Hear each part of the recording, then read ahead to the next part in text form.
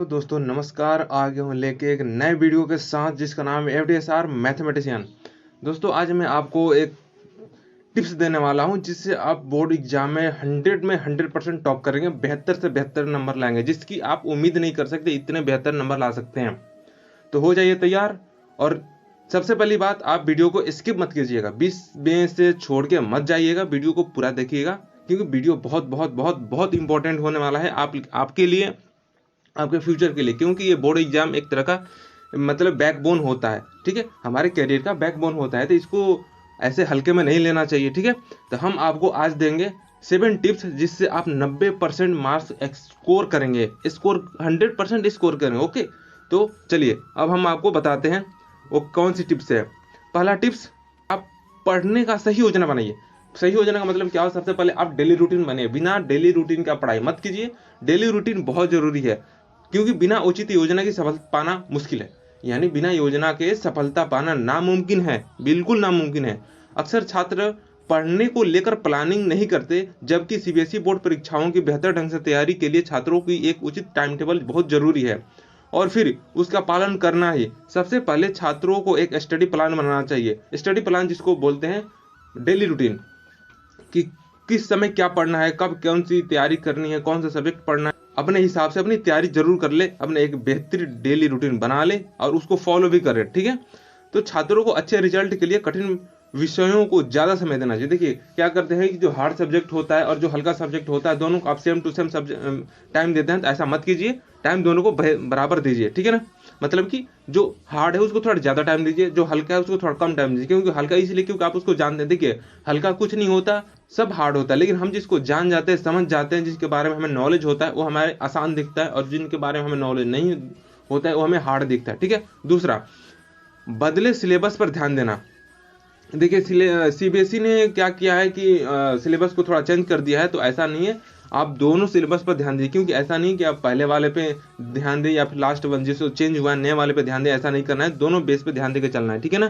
क्योंकि सीबीएसई ने हाल ही में इस साल की सिलेबस में बदलाव की है, ऐसे में कई स्टूडेंट्स इन सिलेबस पर ध्यान नहीं देते कि इस साल सिलेबस किस सेक्शन में कैसे सवाल कर सकते हैं। इससे सिंपल पेपर से प्रैक्टिस करें और कुछ समझ ना आए तो अपने दोस्तों से पूछे, ठीक है। तो सिंपल पेपर्स खरीद लिए, मार्केट में उपलब्ध किताब की दुकान पे आपको सिंपल पेपर मिल जाएंगे, आप उसको खरीदें और उसको अच्छे से सोल्व करें, ठीक है, उसको पढ़ें। तीसरा, जो तीसरा ट्रिक है, पिछले पेपर्स और सैंपल पेपर्स का सॉल्व ना करना। देखिए आप लोग क्या करते हैं, एक गलती महागलती कर लेते हैं कि आप जो प्रीवियस क्वेश्चन है, प्रीवियस ईयर्स के पिछले साल के जो क्वेश्चन है, 2-4 साल 5 साल 10 साल के, आप उसको सोल्व नहीं करते, सिर्फ एक किताब लेके अटके रहते हैं, गाइड खरीद के अटके रहते हैं। तो ऐसा नहीं करना है। आप पिछले साल के जो पेपर्स हैं उनको जरूर सोल्व करें, जरूर सोल्व करें और उस पर फोकस रखें। कम से कम मान के चलिए आप डेली रूटीन बनाते हैं कि आज मुझे 8 घंटे पढ़ने हैं, 2 घंटे पढ़ने हैं, तो आप उसको प्रीवियस पेपर के लिए रखिए कम से कम 2 घंटा के। 2 घंटा हम प्रीवियस पेपर को सोल्व करेंगे, चाहे वो मैथमेटिक्स हो, साइंस हो, सोशल साइंस हो, हिंदी हो, संस्कृत हो, इंग्लिश हो, समझ गया। तो कुछ छात्र सिंपल पेपर का सोल्व करना समय ही बर्बाद समझते हैं। मान के चलिए आप समझते हैं कि हम पेपर जो सोल्व कर देंगे पिछले साल का तो समय बर्बाद हो जाएगा, ऐसा नहीं होता है। आप क्या करेंगे, पिछले पेपर को जो सोल्व करेंगे तो आपको ये भी तो पता चलेगा किस सब्जेक्ट में आप वीक है, किस सब्जेक्ट में आप स्ट्रांग है। तो जिस सब्जेक्ट में आप वीक है उस पर ज्यादा टाइम दीजिए, जिस पे स्ट्रांग है थोड़ा कम टाइम दीजिए, ठीक है। ओके।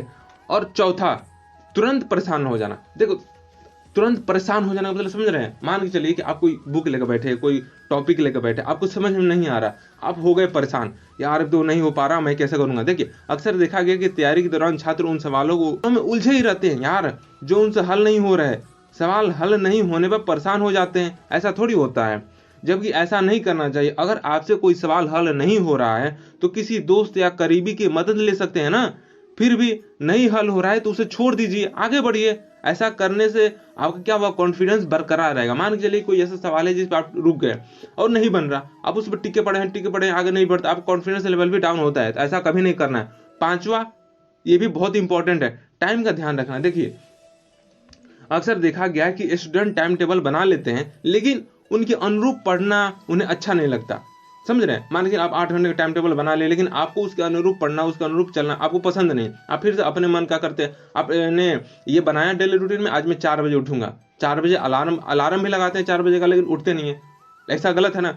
आप रूटीन के हिसाब से चलिए ना। रूटीन देखिए, रूटीन के हिसाब से चलिएगा तो मैं गारंटी देता हूं कि आप 90% के करीब तक आप 100% स्कोर करेंगे, आप भरोसा रखिए। लेकिन रूटीन बने और जो जो मैं आपको टिप्स दे रहा हूँ उसको जरूर फॉलो कीजिएगा, ठीक है। तो टाइम टेबल पर ध्यान रखिए, बिना टाइम टेबल के आप कुछ नहीं कर सकते, ठीक है। तो मतलब कि जो आपने रूटीन बनाया उसको फॉलो कर, अगर एक ही प्रश्न को आपको ज्यादा टाइम देंगे तो बाकी प्रश्नों के लिए कम टाइम बचेगा, समझ रहे हैं। तो दोनों टाइम दीजिए। और सबसे पहली बात, सबसे इंपॉर्टेंट बात आपको ये बता दूं कि एग्जाम टाइम में जब एग्जाम देने बैठते हैं तो आपको पेपर्स को पढ़ने के लिए 15 मिनट मिलते हैं। उन 15 मिनट्स में आप ये आइडेंटिफाई कर लेंगे कौन क्वेश्चन हल्का है, कौन क्वेश्चन और हार्ड है। तो जो हल्के हैं उनको सबसे पहले सॉल्व कीजिए, ये ना कि जो हार्ड है। सबसे इंपॉर्टेंट बात, जो क्वेश्चन हल्का है, जिस ऐसा आपको लग रहा है कि ये क्वेश्चन बहुत नॉर्मल है, मैं इसको जानता हूं, सबसे पहले उसको सॉल्व कीजिए, बाद में हार्ड वाले को सॉल्व कीजिए, ठीक है।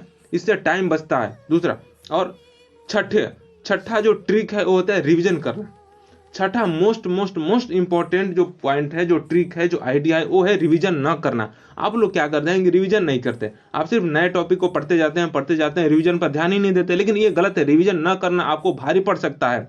कहते हैं कि रिवीजन एक आर्ट है जो स्ट्रेटजी पर निर्भर करता है। छात्र को कठिन टॉपिक चुनकर उनके पॉइंट्स बना लेने चाहिए, ठीक है ना। और मान के चलिए आपको रिवीजन करने के लिए समय नहीं मिल रहा, तो आप ऐसा कीजिए ना कि आप एक नोट्स बना के अपने जहाँ पे पढ़ते हैं, अपना स्टडी रूम हो, स्टडी टेबल हो, उसके सामने चिपका दीजिए, ताकि आप आते जाते आपको वहाँ पे नजर पड़ेगा, तो आपको एक्स्ट्रा टाइम नहीं निकालना पड़ेगा, उसी टाइम में आप उसको रिवीजन कर सकते हैं, ठीक है। सातवां और सबसे इंपॉर्टेंट, गेम नंबर को सही से प्लान करना। देखिए सबसे पहली बात कि आप जब पेपर देते हो तो उसमें होता है कि वस्तुनिष्ठ प्रश्न, लघु उत्तरीय प्रश्न, दीर्घ उत्तरीय प्रश्न। तो ये फोकस करना है किस सेक्शन में कितने क्वेश्चन आते हैं, उसके हिसाब से तैयारी करना है।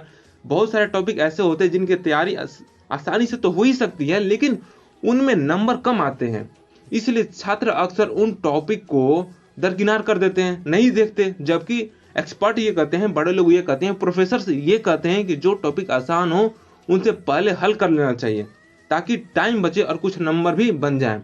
मैं अभी बताया था ना आपको कि देखिए आप पेपर लिखने बैठते हैं तो जो 15 मिनट मिलते हैं आपको पेपर्स पढ़ने के, उसमें ये सबसे पहले आइडेंटिफाई करिए कि कौन कौन से क्वेश्चन आसान है और सबसे पहले उनको सोल्व कीजिए, बाद में हार्ड वाले को सोल्व कीजिएगा। इससे आपको टाइम भी बचेगा और लास्ट में टोटल पेपर देने से पहले, पेपर जमा करने से पहले आप अपने पेपर का रिवीजन करिए, एक बार पढ़िए शुरू से लेकर लास्ट तक कि आपने क्या लिखा है, कहाँ गलती कर रहे हैं या कहाँ गलती नहीं करी है, बहुत इंपॉर्टेंट है, ठीक है। अगला लास्ट और मोस्ट इंपॉर्टेंट टॉपिक ये भी है कि मार्किंग स्कीम ना समझना। समझ रहे हैं ना, क्या कहा है कि देखा गया है, ऐसा भी देखा गया है कि छात्र बोर्ड परीक्षा की तैयारी के दौरान जो सबसे बड़ी गलती करते हैं ना, वो है मार्किंग स्कीम ना समझना। एक्सपर्ट कहते हैं, प्रोफेसर कहते हैं, टीचर्स कहते हैं, जब आप तैयारी कर रहे हैं तभी आपको पता होना चाहिए कि किस तरह के प्रश्न कितने नंबर के क्राइटेरिया में पूछे जाते हैं। सेक्शन ए में कितने नंबर के प्रश्न है, सेक्शन बी में कितने, सेक्शन सी में कितने, यानी वस्तुनिष्ठ कितने नंबर के आ रहे हैं, लघु उत्तरीय कितने नंबर के आ रहे हैं, दीर्घ उत्तरीय कितने नंबर के आ रहे हैं, इसको भी ध्यान देकर बनना पड़ेगा, ठीक है ना। इसीलिए आपको मार्किंग स्कीम समझकर ही तैयारी करनी चाहिए और ऐसे तैयारी करिए, हम गारंटी देते हैं आप कम से कम 90% मार्क्स जरूर स्कोर करिएगा, ठीक है। तो आप हमारे वीडियो को सब्सक्राइब कर दीजिए और बेल आइकन को भी दबा दीजिए, ताकि जो भी नए मैं वीडियो अपलोड करूं आपको तुरंत तुरंत तुरंत मिले। Okay, thank you.